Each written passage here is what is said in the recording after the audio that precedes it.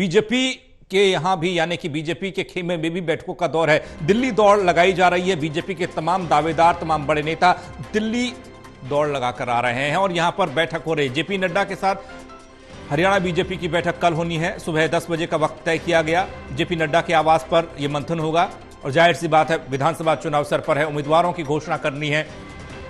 Hat trick लगाने की जुगत में बीजेपी है।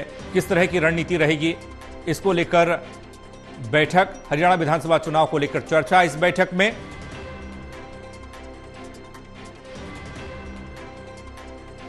हरियाणा विधानसभा चुनाव को लेकर बैठक, बीजेपी भी लगातार बैठकों के जरिए मंथन कर रही है। मुकाबला कड़ा इस बार देखने को मिल रहा है, चुनौती कांग्रेस से मिल रही है, तो इसलिए रणनीति में भी बदलाव होने की संभावना बीजेपी की तरफ से दिखाई दे रही है।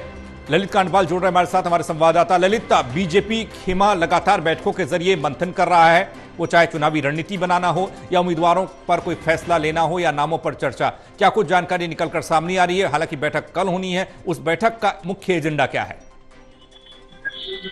देखिए पंकज, भारतीय जनता पार्टी की टिकट फाइनल करने की प्रक्रिया में सबसे पहले हमने देखा कि राज्य में चुनाव स्तर की समिति जो होती है वो टिकट को फाइनल करती है। उसके बाद छोटी बैठकें तो चलती रहती है, लेकिन एक कोर कमेटी की बैठक होती है। इस कोर कमेटी में एक तरह से लिस्ट को लॉक कर दिया जाता है और लिस्ट लॉक होने के बाद सीईसी के पास जाती है। तो कल जो है वो लिस्ट को लॉक करने की प्रक्रिया है। 10 बजे से सुबह जो है जेपी नड्डा के आवास पर मीटिंग होने जा रही है। तो उस मीटिंग में नायब सिंह सैनी और मोहनलाल बड़ौली, इसके अतिरिक्त सभी संगठन मंत्री से लेकर दूसरे प्रभारी, धर्मेंद्र प्रधान, सतीश पुनिया, सुरेंद्र सिंह नागर और इसके अतिरिक्त कई और सारे नेता मौजूद रहेंगे। तो ये सभी विप्लव देव भी इस बैठक में मौजूद रहेंगे और ये सारे लोग जो है अब एक लिस्ट को फाइनल करने का काम करेंगे। उम्मीद ये की जा रही है कि कल जो है पहली लिस्ट को सूची जो है एक तरह से फाइनल हो सकती है।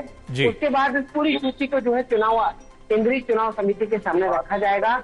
वहां जाकर ही पता चलेगा कि आखिर पहली सूची कितने उम्मीदवारों के सामने आ रही है। जी, इस बार ऐसा दिखाई दे रहा है ललित कि बीजेपी थोड़ा फूक फूक कर कदम रख रही है। बीजेपी थोड़ा अलर्ट मोड पर है। क्या पिछले चुनाव में जिस तरीके से 2019 के चुनाव में देखा, बीजेपी के टिकट बंटवारे में कई खामियां देखने को मिली, कई सवाल भी उठे कि अगर वहां पर चूक नहीं हुई होती तो बीजेपी के विधायकों की संख्या ज्यादा होती, उसका असर यह है? बिल्कुल, देखिए कई चीजें हैं पंकज इसमें। सबसे पहले तो पिछले 2019 का नतीजा जैसा कि आपने बताया वो है।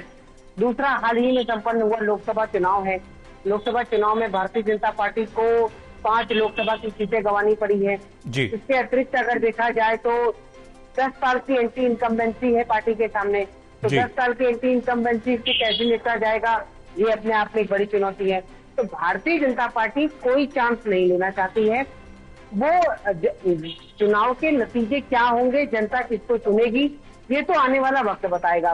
लेकिन वो अपनी तैयारी पूरी तरह से करना चाहती है।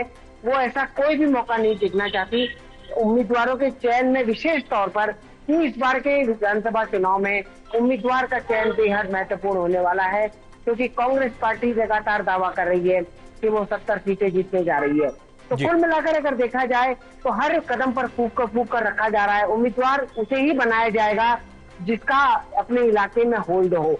उम्मीदवार उसे ही बनाया जाएगा जो विनेबिलिटी रखता हो, जो जीतने की क्षमता रखता हो। अगर उसके अंदर जीतने की क्षमता नहीं है तो उसको उम्मीदवार नहीं बनाया जाएगा।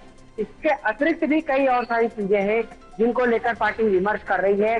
किस तरह से पीएम मोदी की रैलियां करी जाए, किस तरह से कैंपेन की रणनीति को आगे बढ़ाया जाए, इन सारे विषयों पर कौन स्टार प्रचारक, कौन कब उतरेगा मैदान में, कैसे कैसे आगे बढ़ेगा, इस सारी रणनीति जो है भारतीय जनता पार्टी की कल जेपी नड्डा के आवास पर होने वाली बैठक और उसके बाद परसों सीईसी की होने वाली बैठक, जिसमें प्रधानमंत्री नरेंद्र मोदी भी शामिल होंगे, उसमें तय किया जाएगा।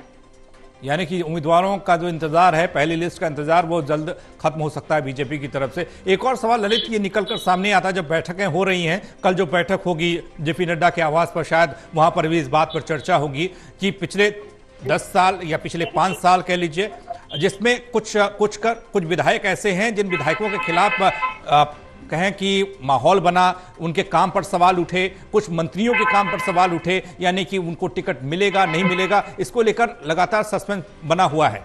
ऐसे कितने लोग हैं? देखिए, मंत्रियों को मौजूदा विधायकों को टिकट मिलेगा या नहीं मिलेगा ये तो लिस्ट आने के बाद ही पता चलेगा जी। लेकिन फिलहाल अभी ये एक खबर है कि कांग्रेस भारतीय जनता पार्टी जो है अपने पिछले सांसदों को भी मैदान में उतारने जा रही है, और अगर उनको उतारने का निर्णय लिया गया है तो इसका मतलब है कि मौजूदा विधायकों की टिकट भी कट सकती है, बड़े पैमाने पर टिकट कट सकती है, नए उम्मीदवारों को इंट्रोड्यूस किया जा सकता है। एंटी इनकम्बेंसी से निपटने का भारतीय जनता पार्टी ने इससे पहले भी एक तरीका अपनाया है। उसने कई राज्यों में पूरे के पूरे उम्मीदवारों को ही बदल दिया है। दिल्ली नगर निगम में हम देख चुके हैं, गुजरात विधानसभा में हम देख चुके हैं, तो कई सारे ऐसे मंच हैं जहां पर पार्टी के पास इस एंटी इनकम्बेंसी से निपटने का तरीका है। और अगर देखा जाए तो गुजरात ऐसा राज्य है जहां भारतीय जनता पार्टी 3 बार से ज्यादा बार जीत रही है। मध्य प्रदेश भी एक ऐसा ही राज्य है, हालांकि पिछली बार एक ब्रेक हो गया था, लेकिन कुल मिलाकर अगर देखा जाए तो बहुत राज्य ऐसे, राजस्थान में भी पार्टी जो है कई बार चुनाव एक बार से एक के बाद एक जीत चुकी है। तो अगर देखा जाए तो पार्टी के पास अनुभव है कि कैसे एंटी इनकम्बेंसी से निपटने के तरीके इजाद किए जा सकते हैं। जी चलिए, बहुत शुक्रिया ललित आपका तमाम जानकारी के लिए। तो सियासी माहौल गरमाया हुआ है, मकसद और चुनौती सबसे बड़ी ये कि उम्मीदवारों के नाम फाइनल करने हैं। कांग्रेस को और बीजेपी को हरियाणा विधानसभा की जंग में उतारने के लिए ये किसी बड़ी चुनौती से कम इसलिए नहीं है क्योंकि दोनों को जीत से नीचे कुछ नहीं चाहिए।